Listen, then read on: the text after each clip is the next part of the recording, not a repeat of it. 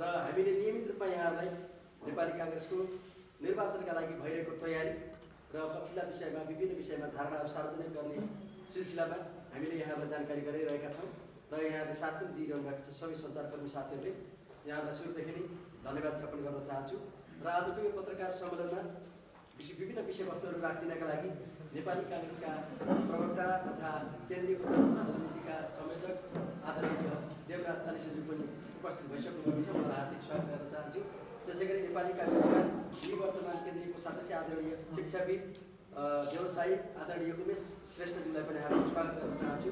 त्यसै गरी नेपाली काङ्ग्रेसको केन्द्रीय सदस्य तथा पूर्व सांसद आदरणीय दिदी धना दिदीलाई पनि हार्दिक स्वागत गर्न चाहन्छु। त्यसै गरी मुख्य सचिव आदरणीय कृष्ण प्रसाद दुलालज्यू, त्यसै गरी किरण राई लगायत वरिष्ठ पत्रकार आदरणीय दामोदर दवाडी लगायत सबै यहाँ धेरै पत्रकार साथीहरू हुन्छ, उहाँ सबैजनालाई हार्दिक स्वागत गर्दै आजको कार्यक्रममा विषयवस्तुहरू राखिदिनका लागि नेपाली काङ्ग्रेसका प्रवक्ता तथा केन्द्रीय प्रचार समितिका संयोजक आदरणीय देवराज चालिसेज्यूलाई हार्दिक धन्यवाद जीवनजी। आदरणीय केन्द्रीय सचिव, नेपाली काङ्ग्रेसका नेता एवं पूर्व कोषाध्यक्ष पार्टीका युवा नेता मनोजी लगायत सबै साथीहरू, वरिष्ठ पत्रकारजीहरू र आदरणीय सबै सञ्चारकर्मी मित्रहरू, यहाँ सबैलाई म फेरि पनि स्वागत गर्न चाहन्छु। पत्रकार सम्मेलनमा आभार व्यक्त गर्न चाहन्छु। सरकारको गौरवपूर्ण उपस्थिति गर्नु। पहिलो म पनि विज्ञप्ति पढेर सुनाउँछु, त्यसपछि जिज्ञासाहरू केही रह्यो भने म तपाईँहरूसँग जिज्ञासाको लागि लिँदै छु। प्रिय सञ्चारकर्मी मित्रहरू, आम निर्वाचन 2082 को मिति नजिकिरहँदा नेपाली जनताको प्यारो पार्टी नेपाली काङ्ग्रेसका पक्षमा जनलहर व्यापक बनिरहँदा अपेक्षित चुनावी परिणामको पूर्वाभ्यास भइसकेको छ। 165 क्षेत्रमै नेपाली काङ्ग्रेसका कर्मठ र लोकप्रिय उम्मेदवारहरूले सङ्गठित र सुदृढ पार्टी पङ्क्ति एवं शुभचिन्तकहरूको साथमा मतदाताहरूसँग सघन अन्तर्क्रिया गरिरहनु भएको छ। बदलिँदो राजनीतिक सङ्कटलाई चिर्दै मुलुकको स्थिति सम्हाल्ने एवं लोकइच्छा मुताबिक सम्मानित जीवन र सम्मिलित राष्ट्रका लक्ष्यहरू पुरा गर्न सक्ने दल काङ्ग्रेस हो भन्ने यथार्थ अबका केही दिनमा जनमत प्रमाणित हुँदैछ। हामी सम्पूर्ण नागरिक, मतदाता, सञ्चार क्षेत्र, बुद्धिजीवी र न्यायप्रेमी समुदाय समक्ष निर्वाचन आयोगको संवेदनशील परिस्थितिमा लोकतन्त्रको रक्षा र समर्थनका पक्षमा तपाईँले देखाउनु भएको समर्थनका लागि काङ्ग्रेस आभार प्रकट गर्दछ। यसै सन्दर्भमा नेपाली काङ्ग्रेस केन्द्रीय प्रचार समितिका तर्फबाट पछिल्लो अवस्थाका केही उल्लेख्य घटनाक्रमहरूबारे जानकारी दिनको निम्ति मैले यहाँहरूलाई नेपाली काङ्ग्रेस केन्द्रीय कार्यालयमा निमन्त्रण गरेको। 1. चुनाव प्रचार अन्तिम सातामा प्रवेश गरेका बेला पार्टीका सभापति एवं नेताहरू विभिन्न प्रमुख सहरहरूमा आयोजना हुने क्षेत्रीय चुनावी सभामा सहभागी भइरहनु भएको छ। आजै सुर्खेत र बाँकेमा क्षेत्रीय चुनावी सभा सम्पन्न भएको छ र बिहान नवलपुर पश्चिम सुस्तामा आजै पनि ठुलो आमसभा भइसकेको छ। अति लोकप्रियता र वृद्धिगमनका पक्षमा गैर जिम्मेदारी ढङ्गले आम मनोविज्ञानलाई प्रभावित पार्ने तत्त्वहरू शिथिल बन्दै गएका छन्। नेपाली काङ्ग्रेसप्रति चौतर्फी आकर्षण बढेको छ। विभिन्न दलमा उच्च स्तरको भूमिकामा रहेका राजनकारी अभिव्यक्ति सामाजिक सद्भावमाथि गहिरो प्रहार तथा व्यक्तिगत रूपमा घृणा र द्वेष फैलाउने कार्य सर्वथा अनुचित हो।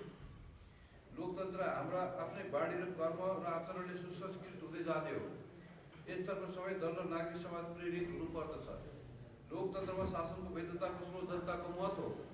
जनताले भयरहित वातावरण आफ्नो मतदान गर्न पाउने अधिकारको पूर्ण सम्मान गर्न सरकार र सम्बन्धित पक्षसँग आग्रह गर्दछौँ।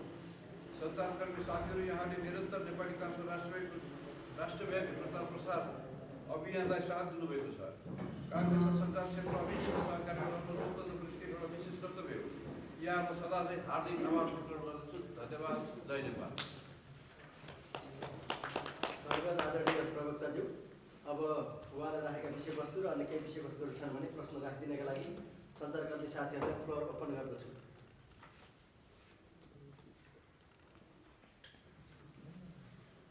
म एउटा जिज्ञासा राख्छु। म जीवन काफ्ले, सञ्चारकर्मी। अब चुनाव आउनु केही दिन मात्र बाँकी छ। चुनाव हुन्छ हुँदैन भन्ने संशयका बिच पनि अब चुनाव हुनेतर्फ नै गइरहेको छ र पनि चुनाव सहज रूपमा हुन नदिन पूर्व राजाका अभिव्यक्तिहरू केही विभिन्न सङ्घ सङ्गठनका प्रतिनिधिहरू अनि त्यसपछि भदौ 23-24को मुभमेन्टमा फरार कैदीबन्दीहरू कतिपय राज्यबाट लुटिएका हतियारहरू विभिन्न सुरक्षा चुनौती भनेर विश्लेषण भइरहँदा सरकारलाई कङ्ग्रेसको के भनाइ छ यसप्रति भयरहित वातावरणमा चुनाव सम्पन्न गर्न यस्तो व्यवस्था मिलाओस् भन्ने कङ्ग्रेसको के भनाइ छ? नागरिकहरूको जीवनको सुरक्षा गर्नु राज्यको सबैभन्दा मूलभूत कर्तव्य हो। चुनावसँग मात्र होइन कि चुनावभन्दा अघि पछि पनि नागरिकहरूको सुरक्षाको लागि राज्यको निर्माण भएको राज्यका अङ्गहरूलाई चुनौती दिने खालका कतिपय बिचमा केही राजनीतिक उपक्रमहरू भए। अहिले पनि तपाईँको जेलबाट फरार भएका अपराधीहरू जुन विभिन्न अपराधमा संलग्न छन्, हतियारसहित बाहिर छन्, तिनीहरूबाट केही ठाउँहरूमा अलिकति अशान्तिका स्वरहरू मचाइएको भन्ने गुनासो पनि हामीले प्राप्त गरेकै छौँ। म सरकारलाई आह्वान गर्न चाहन्छु, भयरहित वातावरणमा शान्तिपूर्ण रूपमा मतदान गर्न पाउने अधिकार नागरिकको छ। यो नागरिक अधिकारको सम्मान गर्नको लागि सरकारले आफ्ना सम्पूर्ण संयन्त्रहरू परिचालन गर्नु उसको कर्तव्य हो। यसका प्रति म सरकारलाई विशेष आग्रह गर्न चाहन्छु र विशेष अब हामी भनेकै छौँ कि सरकारको वैधताको स्रोत नागरिकहरूको मत हो। त्योभन्दा भिन्न अवस्थाको कल्पना गर्न सकिँदैन र संविधान अन्तर्गत रहेर विभिन्न नागरिकहरूले, चाहे ती नागरिक पूर्व हुन् या भविष्यका हुन्, हरेक नागरिकहरूले संविधानमा प्रदत्त अधिकारको प्रयोग गर्न पाउने उनीहरूको हक हो। तर ती हकले नागरिकहरूको मतलाई, नागरिकहरूको वैधताको स्रोतलाई, नागरिकहरूसँग रहेको सार्वभौम सत्तालाई र त्यही सत्ता मार्फत, सार्वभौम सत्ता मार्फत सरकारको निर्माण गर्ने प्रक्रियालाई कुनै किसिमको प्रभाव पार्दैन। र म भन्न चाहन्छु स्वतन्त्रता पनि आफ्नो छँदैछ र नागरिकहरूले मतदान गर्न पाउने र सरकार चयन गर्न पाउने प्रक्रियाको पनि त्यो आफ्नो प्रक्रिया छँदैछ। यसलाई त्यही अर्थमा लिनु होला। मैले एउटा विगतका चुनावहरूमा निर्वाचनमा चाहिँ मतदान भइसकेपछि ब्यालेट बक्स चाहिँ नेपाल प्रहरीको संरक्षणमा मतदान केन्द्रसम्म लगिन्थ्यो। अहिले योपालिको निर्वाचनमा चाहिँ ब्यालेट बक्स चाहिँ नेपाल आदिले कलेक्ट गरेर मतदान केन्द्रसम्म पुर्याउने भन्ने कुरा आएको छ। यसमा कङ्ग्रेसको के छ धारणा त्यो बताइदिनु। अनि यहाँले चाहिँ निर्वाचन आचार संहिताको बारम्बार कुरा उठाइरहनु भएको छ, उल्लङ्घनको कुराहरू। आज मात्रै काठमाडौँ क्षेत्रमा 4मा पनि निर्वाचन आचार संहिता उल्लङ्घनका घटनाहरू हामीले खुद आफ्नो आँखाले देखेका छौँ। यसमा नेपाली कङ्ग्रेसको धारणा के? त्यो निर्वाचनको आचार संहिता उल्लङ्घन कुनै पनि दलले गर्नु हुँदैन। मर्यादित वातावरणमा निर्वाचन सम्पन्न गरियो। उच्च राजनीतिक संस्कार हामी बसाल्नुपर्छ।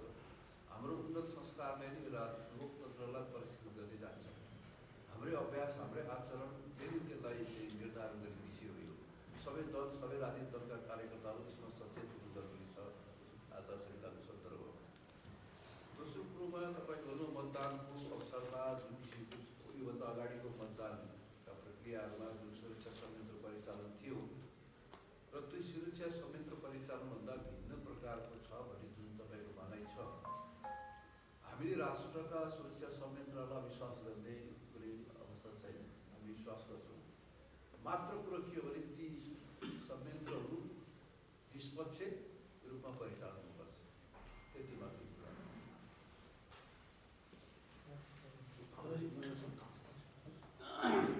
नमस्कार, म दामा प्रसाद। मैले काठमाडौँको निर्वाचनको लिइरहँदा सबैतिर यसो